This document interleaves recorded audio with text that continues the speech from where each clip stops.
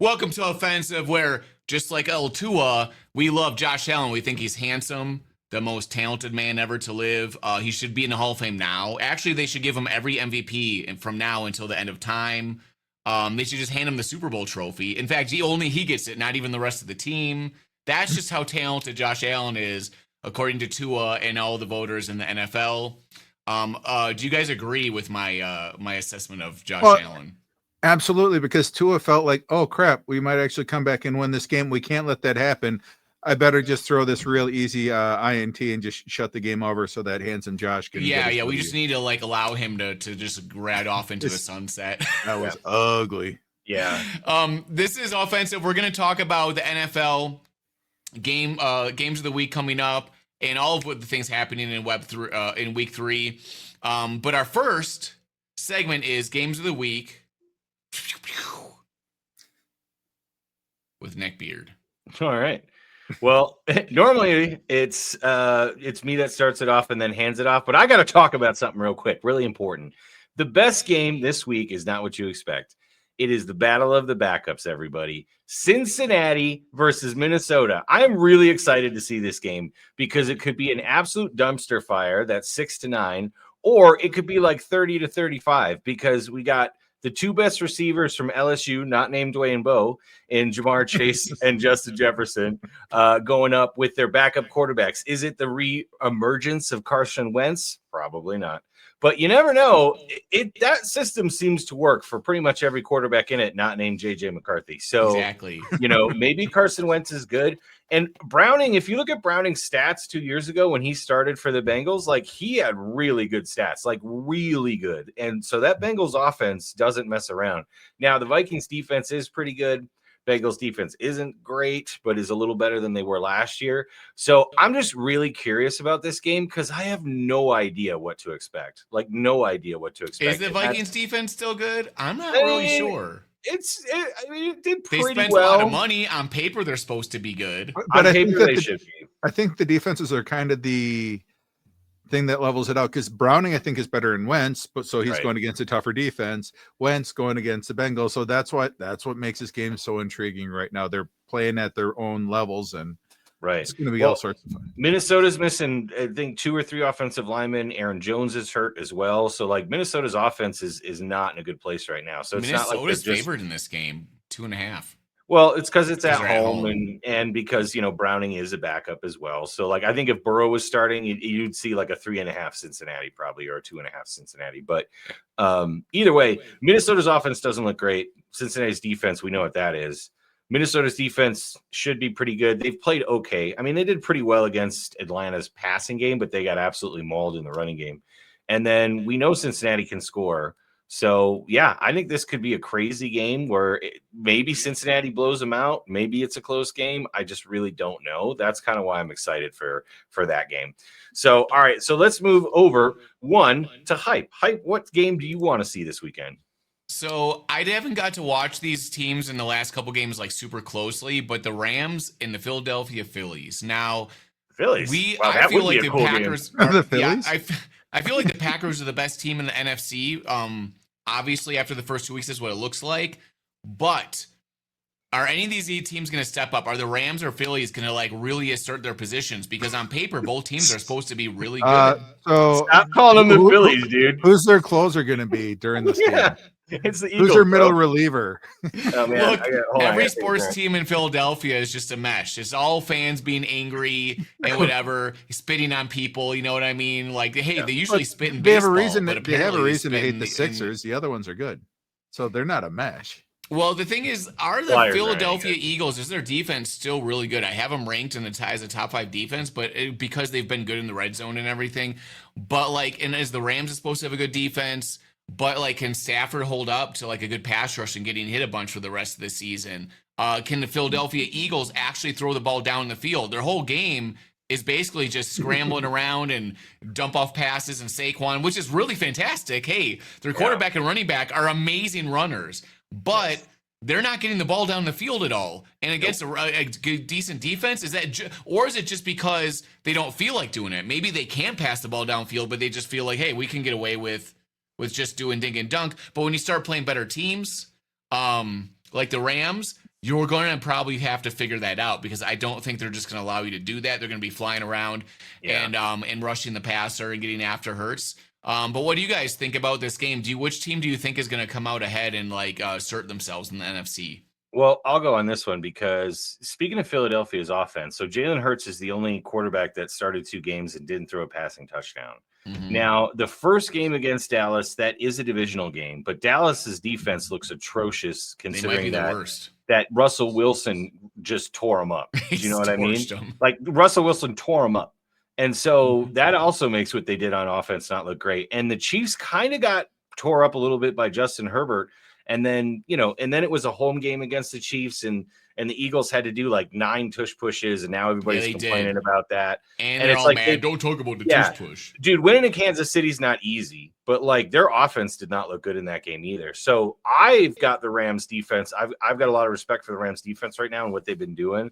So this will be a good test for both teams because if the Rams defense shut them down, again, that might just be a problem that Philadelphia has to deal with. Or if Philadelphia figures it out this week, it's like, okay, we know they're going to be fine because the Rams are legitimately a good defense. But I'm picking the Rams in this one. I haven't seen enough from the Phillies offense or their defense to tell me that. I said Philly, not the Phillies. I said Philly. No, I swore I heard like, Phillies. as in Philly apostrophe S, like Philadelphia. Lenny Dykstra is going to come out and play quarterback this Dude, week. I did not say the Phillies. Doug, you ruined us. You ruined everything. But I'm picking the Rams to beat Lenny Dykstra. That's what I'm doing. I'm just kidding. To beat the Eagles. All right. What about you, Dave? One of the weaknesses that they potentially have on the Eagles defense is at second cornerback. They have a, solid D tackle. The edge rush isn't quite as good as it had been last year, but I really think that the Rams are going to be able to exploit that because they have 2 amazing wide receivers out there. Right now, Puka's looking legit. The only question that we had about the Rams in the offseason was their health. They had a 37-year-old quarterback with an arthritic back. Right now, he's still at his cortisone injection, whatever, so he's still buzzing off of that, so he doesn't feel no pain. So he's looking good. The offense is humming. Good luck trying to stop Devontae Adams with the number 2. So whoever you have, on that second DB, that's who Stafford's just going to hyper target. Normally, historically, Stafford just hyper targets one wide receiver. This game, I see him just going after that one cornerback. I just want the Rams to be the team that the Packers play in the NFC Championship game so we can just literally take like Matthew Stafford to like another planet. Like he can't move around a lot. He's got a bad back. Micah Parsons could just easily it would be over with, right? And then who is Jimmy Garoppolo? I mean, I guess he could still do all right. But that's what I'm looking for in this game. I think the Rams are going to assert themselves. Jimmy does well in the porn industry. All right, so let's go on to another game. Chief, what do you got for the game of the week? What's your favorite game? This is probably the last time that I'll be able to say the Bears. The Bears. We got Flus is coming back to Chicago. He's bringing his new defense. And it's going to be atrocious from a defensive standpoint because right now in the injury report, Dallas has Deron Bland. He's out with a foot. Diggs is possibly out with an illness right now. The Bears are without Jalen Johnson. We're already without our slot corner as well. Stevenson gave up a perfect 158.3 quarterback rating in the last game to the Lions. So both teams have no secondary. Yeah. So, and I think there's going to be so many points scored in this one. Both of the defenses are questionable. Granted, Flus, when he was in Chicago, this is one thing people forget. We had a solid defense. He is a really good coach. And now, we have a new coach in there and he's trying to scheme stuff up. And it was only one game sample against the Lions. They were very well motivated. But I really think that Flus knew how to run our defense. I think the new guy, he's still trying to figure it out. I think there's going to be a whole lot of points out there. It sounds, though, unfortunately, that Swift, our running back number 2, because we don't really have a RB1, he might be on the injury report too. No, he's on our fantasy team. I know. Well, so this is going to be a really interesting matchup. With Flus's cover 2, the place that you hit it is over the middle, about 15, 20 yards. And that's where I think we're going to finally see we start to use our tight ends quite a bit.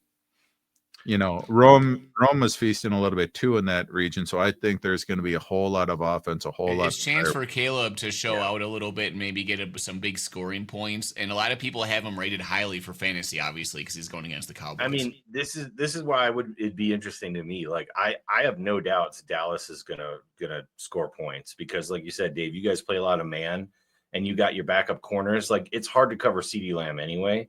And, you know, Pickens has been kind of picking it up and, you know, Ferguson over the middle. I mean, Dallas is going to put points on the board.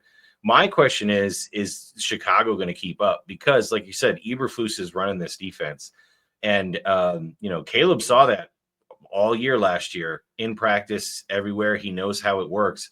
But Eberflus also knows what Caleb's not good at. So, like, I'm really curious to see if Caleb has a good game. Unfortunately, I'm not going to be like, oh, Caleb figured it out. I'm just going to be like, okay, he had a good game against a bad defense.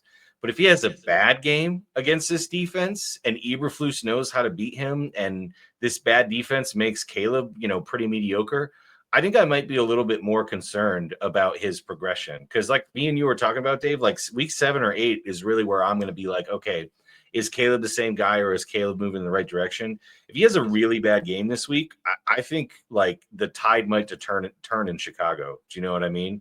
I could affect his confidence too. Well, just because it's Eberflus too. Do you know what I mean? If Eberflus figured him out and makes him look bad, I think the tide might be turning and it might mentally, you know, affect him because he even said he knows this defense. He's seen it a lot in practice. He said that in a press conference. So he needs to back it up and play well. And I'm not saying Chicago has to win. Like, but if the Bears don't put like 20 points on the board, like that's we have to put 28 against Dallas. Minimum I would say 24 because we have to keep up. We have to keep up with that. Suddenly, Javonte Williams looks good again. Yeah, he looks healthy. So you have the balanced offense right there. They look good against Philly. Dak has looked sharp all year. And one of the cool things is, the number 2 wide receiver for Dallas, Pickens, he actually has gotten 5 end zone targets. Right. So Dak's looking for him. They haven't been able to connect so far, but that's his number 1 target. And I think that this would be a fantastic opportunity for Pickens to get 2 touchdowns as well. Got CDL over. And so it's going to be, we're going to have to try to keep up fireworks. I don't see us winning this game, but hopefully and I loved what the Athletic in one of their articles this week, they're talking to different writers, and they actually referred to it as being home field disadvantage for Chicago. Because right now the fans are very salty. You see everything on the air, so the boo birds might come out real early. So, dude, this is what I'm saying. Like you said, this could be very pivotal. This is a big week for Caleb because if he looks bad this week, like the fans are going to turn on him. And I think this is a high pressure game, which is silly. But going 0-3. And losing, Ben Johnson losing to his former team and then Caleb losing to his former coach, like that just is a bad look. That's a bad look overall. And it's not even that they lost to the Lions. They got absolutely demolished. So, like, the Bears need to show up and at least keep it close this week. And, that is an interesting game. All right, well, that's our first – Go ahead, Dave. I was just going to say, so that game has all sorts of start pretty much everyone not named DeAndre Swift that they're on your fantasy roster.